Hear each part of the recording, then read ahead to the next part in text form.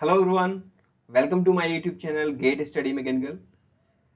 अभी तक हम लोगों ने डिस्कस किया था गियर ट्रेन के बारे में एंड पिछले सेशन में हम लोगों ने सिंपल गियर ट्रेन पे कितनी वैरायटीज ऑफ प्रॉब्लम बन सकती हैं उन कॉन्सेप्ट को डिस्कस किया था। बट आज के सेशन में हम लोग डिस्कस करने वाले हैं कि हमारे गेट एग्जामिनेशन में किस तरीके की प्रॉब्लम आई हैं। आज का जो सेशन है previous year GATE problems on simple gear train. Okay, start करते हैं प्रॉब्लम्स के साथ में बिना कोई टाइम वेस्ट किए हुए।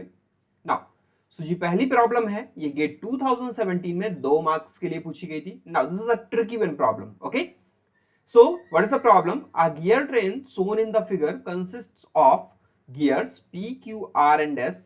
Gear Q and gear R mounted on the same shaft. All the gears are mounted on the parallel shafts and the number of teeth of P, Q, R and S are 24, 45, 30 and 80 respectively. Gear P is rotating at 400 rpm. The speed of the gear S is. Okay. So in this question, one gear train is given. Now, when you will see the gear train, उस time पे देखकर आपको क्या लगेगा? आपको ये लगेगा sir इस शाफ्ट पे तो सिर्फ और सिर्फ एक गियर माउंट है, दैट इज ओके। बट यहां पर अगर देखा जाए तो इस शाफ्ट पर एक से ज्यादा गियर माउंट है, then how it is a simple gear train? Because what is the definition of simple gear train? तो सिंपल गियर ट्रेन की डेफिनेशन जो हमने डिस्कस की थी उसके हिसाब से each shaft will be having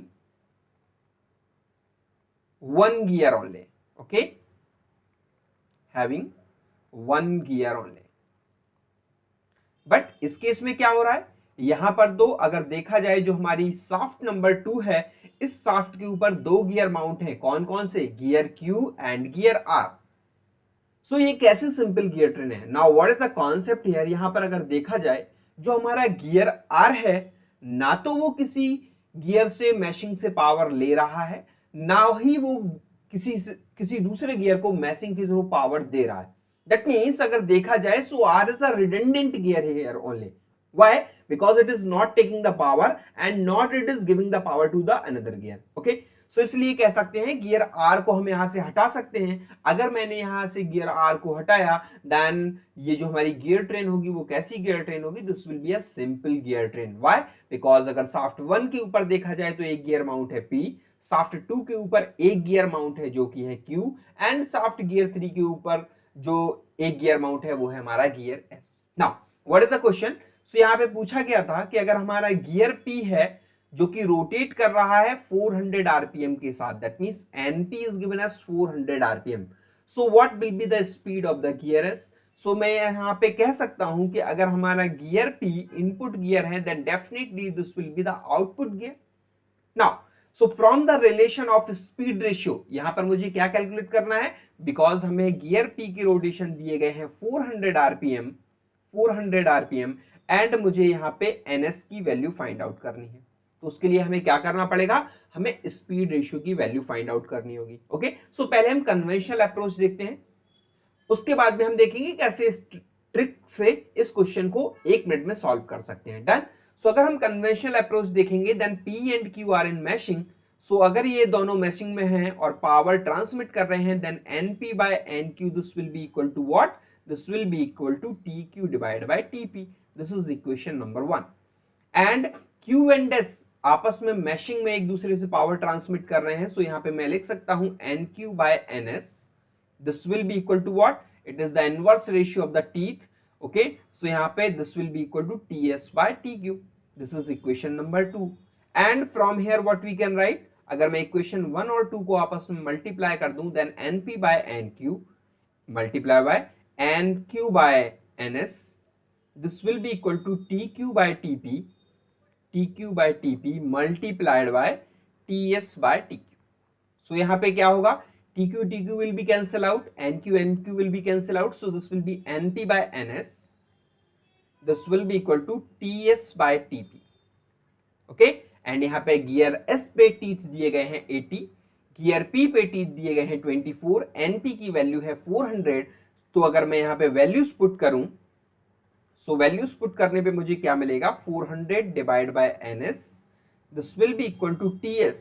S gear पे टीथ कितने हैं? 80, एंड पी गियर पे टीथ कितने हैं 24, तो यहां से NS की वैल्यू हमें क्या मिलेगी, NS will be equal to 400 multiplied by 24 divided by 80. Done 3 times. So the answer will be 120 RPM.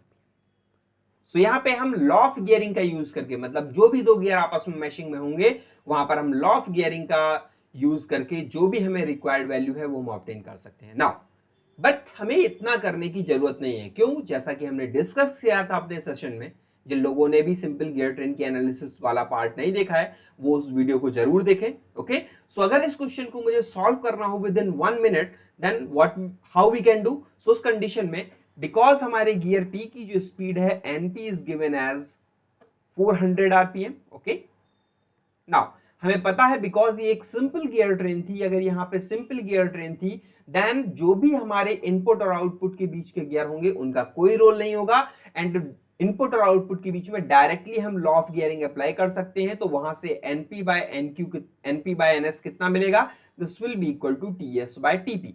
Suppose ये पी एंड एस आपस में कनेक्शन में होते तो हम रिलेशन कैसे लिख पाते with the help of law of gearing? NP by NS equal to TS by TP. Now put the values there, 400 divided by NS, and this will be equal to TS. So TS is what? This is 80 divided by 24, and when you will solve, so gear S की जो speed आ जाएगी that will be equal to 120 RPM. So within a minute you can solve this problem by using the trick. Okay, this is not a trick, this is a relation only. Okay, this is the outcome of the analysis. कि अगर हमें कभी भी simple gear train दिए हो, बीच के intermediate gear सारे भूल जाओ, सिर्फ एज्यूम करो कि इनपुट और आउटपुट आपस में डायरेक्ट कनेक्शन में हैं, वहां पे लॉ ऑफ गियरिंग अप्लाई करके रिलेशन रख दो, जो भी वैल्यू रिक्वायर्ड होगी वो आपको मिल जाएगी। आई होप ये जो कॉन्सेप्ट होगा वो क्लियर होगा आपको। Now second problem.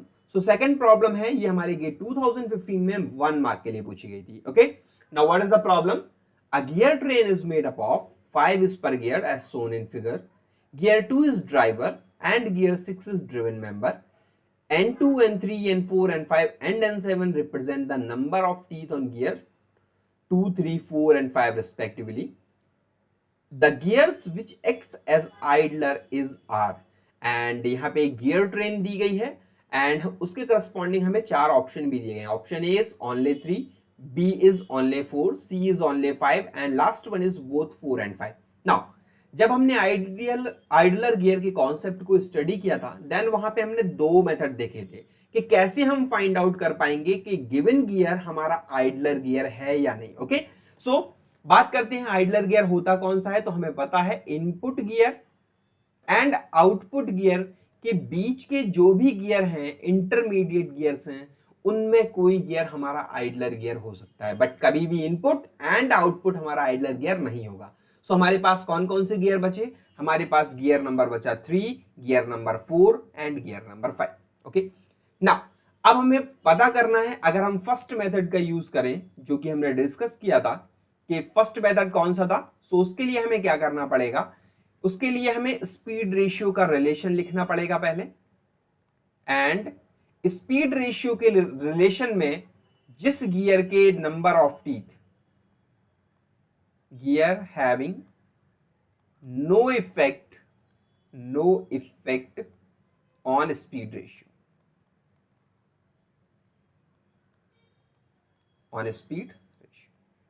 Okay.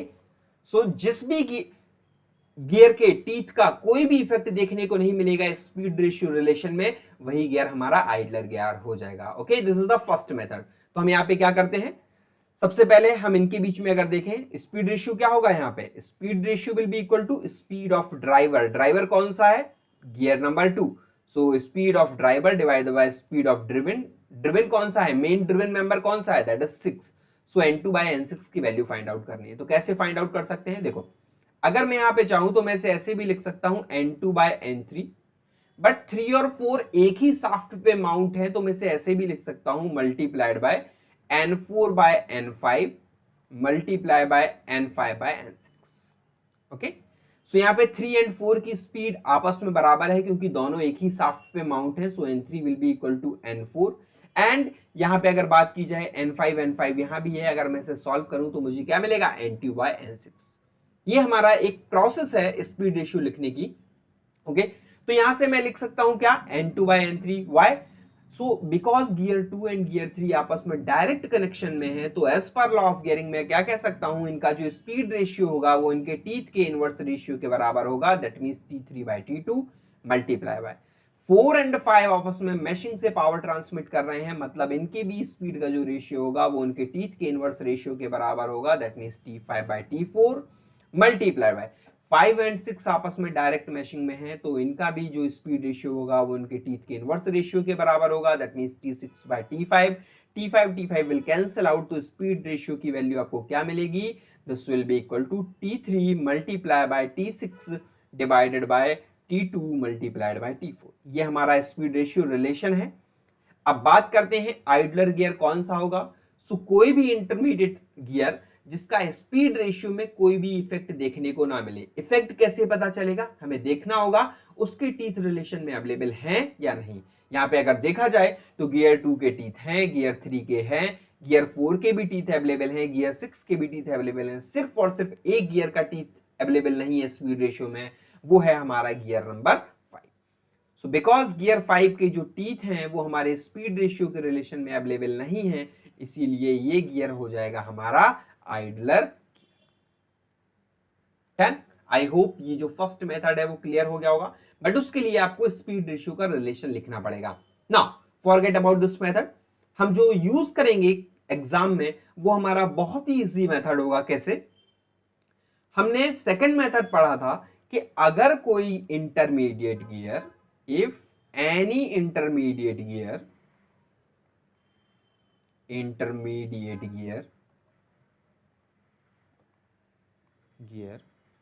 receiving and delivering the power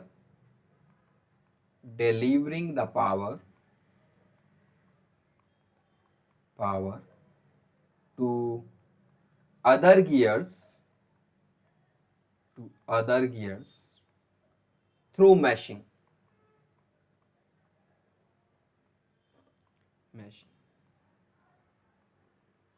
then such type of gear will be idler gear. Okay, that means हम सिर्फ किसे देखेंगे, सिर्फ और सिर्फ इंटरमीडिएट गियर्स को देखेंगे। दैट मींस हमारा 2 कभी भी आइडलर नहीं हो सकता है, 6 कभी भी आइडलर नहीं हो सकता है। इंटरमीडिएट गियर्स कौन कौन से बचे, इंटरमीडिएट गियर बचे gear number 3, gear number 4 and gear number 5। अब हमें चेक क्या करना है, हमें सिर्फ और सिर्फ एक चीज चेक करनी है कि वो गियर किसी एक गियर से मैशिंग के थ्रू पावर रिसीव कर रहा हो और किसी दूसरे गियर को मैशिंग के थ्रू पावर डिलीवर कर रहा हो, देन ऐसा गियर हमारा आइडलर गियर कहलाएगा। एंड इट डजंट मैटर कि हमारे पास गियर ट्रेन किस तरीके की गिवन है, किसी भी तरीके की गियर ट्रेन गिवन हो, आइडलर गियर का कॉन्सेप्ट सेम रहने वाला है। हम सेम प्रोसेस फॉलो करेंगे आइडलर गियर को आइडेंटिफाई करने के लिए। सो हमें क्या करना है, हमें देखना है कि वो जो हमारा गियर है अगर वो ड्रिवन मेंबर भी हुआ और ड्राइवर मेंबर भी हुआ किसी दूसरे गियर के लिए, तो ऐसा गियर हमारा कहलाएगा idler gear. So let us assume, हम मान के चलते हैं कि अगर हमारा मेंबर ड्राइवर है किसी गियर के लिए तो उसे हम कैपिटल डी से रिप्रेजेंट करते हैं, और किसी गियर के लिए अगर वो ड्रिवन मेंबर है, मतलब किसी से वो पावर ले रहा है मैशिंग के थ्रू, तो हम कहेंगे वो ड्रिवन मेंबर है, और अगर किसी को पावर दे रहा है वो मैशिंग के थ्रू तो वो ड्राइवर मेंबर है। तो ये दो नोटेशन हम यूज करेंगे मेंशन करने के लिए। और अगर किसी गियर पे डी, कैपिटल डी और स्मॉल डी दोनों ही रिप्रेजेंटेशन आ गए, देन डेफिनेटली वो हमारा एक आइडलर गियर होगा। ओके, सो चेक करते हैं। नाउ सी हियर, गियर 3 की बात की जाए तो गियर 3 पे पावर कहां से आ रही है, ये हमारे गियर 2 से मैशिंग के थ्रू पावर ले रहा है, इसीलिए ये जो हमारा गियर है वो एक ड्रिवन मेंबर है। क्यों, क्योंकि ये 2 से पावर ले रहा है। लेकिन क्या ये किसी गियर को डायरेक्ट मैशिंग से पावर दे रहा है? नो। 3 से 4 पे पावर कैसे ट्रांसमिट हो रही है, because 3 and 4 are mounted on the same shaft. 3 की वजह से शाफ्ट रोटेट कर रही है और शाफ्ट के रोटेशन की वजह से गियर 4 रोटेट कर रहा है, ना कि गियर 3 4 को डायरेक्ट मैशिंग से पावर दे रहा है जिस वजह से गियर रोटेट कर रहा हो। आई होप ये पॉइंट क्लियर होगा। सो हमारा गियर सिर्फ और सिर्फ गियर 3 सिर्फ और सिर्फ ड्रिवन मेंबर है। लेकिन बात की जाए गियर 4 की, तो गियर 4 कैसे मूव कर रहा है, because of the rotation of the shaft. तो मतलब ये किसी गियर से डायरेक्ट मैशिंग से पावर नहीं ले रहा है, इसीलिए ये ड्रिवन मेंबर नहीं है। ओके, बट ये हमारे गियर 5 को मैशिंग के थ्रू पावर दे रहा है।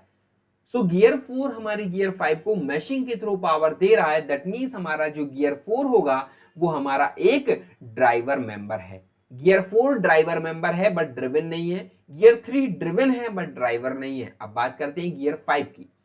सो गियर 5 को चेक किया जाए तो ये हमारा गियर 4 से डायरेक्ट मैशिंग से पावर ले रहा है, इसीलिए ये एक ड्रिवन मेंबर है। और गियर 5 डायरेक्ट मैशिंग से मतलब टीथ के एंगेजमेंट की वजह से गियर 6 पे पावर डिलीवर कर रहा है, इसीलिए ये हमारा 6 के लिए ड्राइवर भी है। ओके, नाउ अब चेक करते हैं इंटरमीडिएट गियर पे रिप्रेजेंटेशन। गियर 3 पे सिर्फ और सिर्फ गियर 3 सिर्फ और सिर्फ ड्रिवन है, गियर 4 सिर्फ और सिर्फ ड्राइवर है, बट गियर 5 एक गियर के लिए ड्रिवन भी है और एक गियर के लिए ड्राइवर भी है। सो ये हमारा एक आइडलर गियर होगा। सो डायरेक्टली आप देख के बता सकते हैं, बाय ऑब्जर्वेशन बता सकते हैं कि gear 5 is an idler gear. Okay, gear 5 is an idler gear. That means ये जो हमारा क्वेश्चन है, इस क्वेश्चन का आंसर होगा ओनली 5। डन। आई होप आपको ये जो कॉन्सेप्ट है आइडलर गियर का समझ में आ गया होगा। एंड मैं यहाँ पे फिर से बात को रिपीट कर रहा हूं, आइडलर गियर का कॉन्सेप्ट किसी भी गियर ट्रेन के लिए सेम रहने वाला है। किसी भी गियर ट्रेन में आपको आइडलर गियर को आइडेंटिफाई करना है, आप ये प्रोसेस को फॉलो कर सकते हैं। ओके, सो जितने भी वेरिएशन पॉसिबल थे और जो भी हमारे गेट एग्जाम में सिंपल गियर ट्रेन के कॉन्सेप्ट से रिलेटेड क्वेश्चन आए हुए थे, उन्हें हमने यहाँ पे डिस्कस कर लिया है। आई होप आपको सेशन अच्छा लगा होगा एंड आपके जो भी डाउट्स हैं वो क्लियर हुए होंगे। ओके, सो अगर किसी को किसी भी तरीके का कोई डाउट है इस टॉपिक को लेकर या किसी प्रॉब्लम को लेकर, then you can post your comment, you can post your suggestion in the comment box and your suggestion will be highly appreciated. So keep learning with the GATE Study Mechanical. Thank you very much.